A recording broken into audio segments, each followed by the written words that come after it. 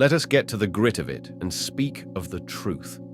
Every legend, every trailblazer, and every underdog who ever battled their way to the pinnacle has whispered to themselves, "No risk, no reward." You desire the glory. You desire the gold. You desire the life people sit up and ask themselves, how in the world did they do it? Then you'd better be prepared to walk into the fire, because greatness isn't bestowed upon you, it's seized. It isn't found in the comfort zone, it's built in the eye of the storm of uncertainty. Consider this. The Wright brothers didn't develop the invention of flying by remaining on the surface of the Earth. Elon Musk didn't make space exploration mainstream by playing it safe. Serena Williams didn't become a legend by fearing the match point. They all took risk and said to themselves, "Let's dance." Here's something to consider. Fear isn't your enemy. Fear points you in the direction of what's important. Sweaty hands, racing heart, voice in your head shouting, "What if I fail?" That's your signal you're alive and on the cusp of something real. Here's the problem. Too many people treat risk like a grenade.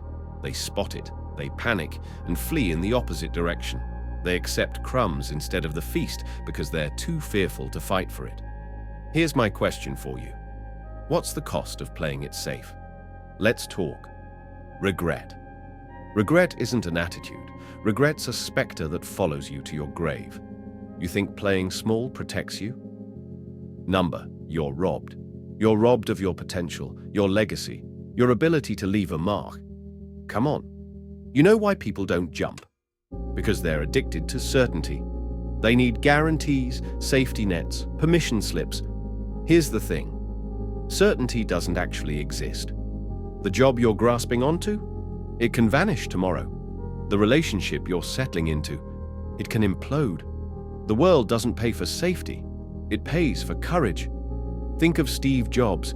Dropped out of college, risked everything on a garage startup, got fired from his own business, and yet, had he played it safe and avoided those risks, there'd be no iPhone, no Pixar, no legacy that changed the world. You think he knew for sure? Of course not. Just knew it was a risk worth taking. Now let's talk about failure, because if you're not failing, you're playing it too cautiously.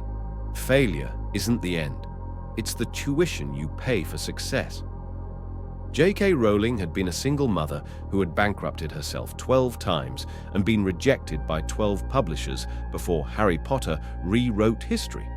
Thomas Edison failed 1,000 times before the invention of the light bulb.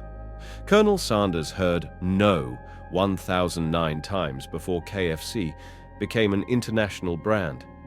Do you notice the trend? They didn't avoid risk. They maximized it.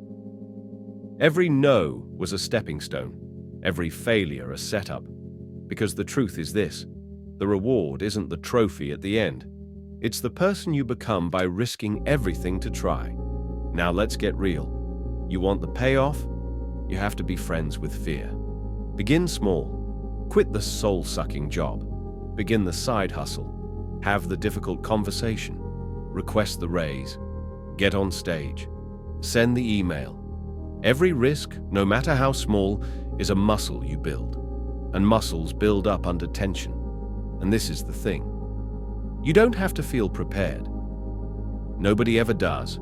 Beyoncé still gets stage fright prior to performing. LeBron James still practices free throws.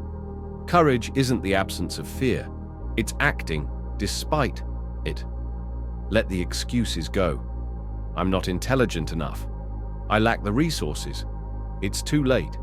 Say this to Oprah, who rose from being poor to media mogul. Say this to Stan Lee, who invented Spider-Man at age 40. Say this to Grandma Moses, who began to paint at age 78 and became an icon in culture. Your excuses are stories you're recounting yourself to avoid the sting of rejection. Here's the truth instead. Time will pass regardless. In 5 years' time, you'll be celebrating your successes or crying over the chances you didn't take. Which do you want? Now let's discuss the critics, the people who will laugh when you fail, who will tell you you are out of your mind, who will say, "Be realistic." Here's what you do. You thank them. Then you ignore them. Critics don't dream. Critics don't create. They watch. You, however, you're in the arena. You're scraping your knees. You're sweating in the lights, fighting for your vision. Remember, the reward doesn't go to the strongest or the most intelligent. It goes to the bravest. The ones who won't let fear write their book. So here's your exam. Do one thing today that genuinely frightens you. One thing. Make the pitch. Release the idea. Break the poor habit. Purchase the ticket.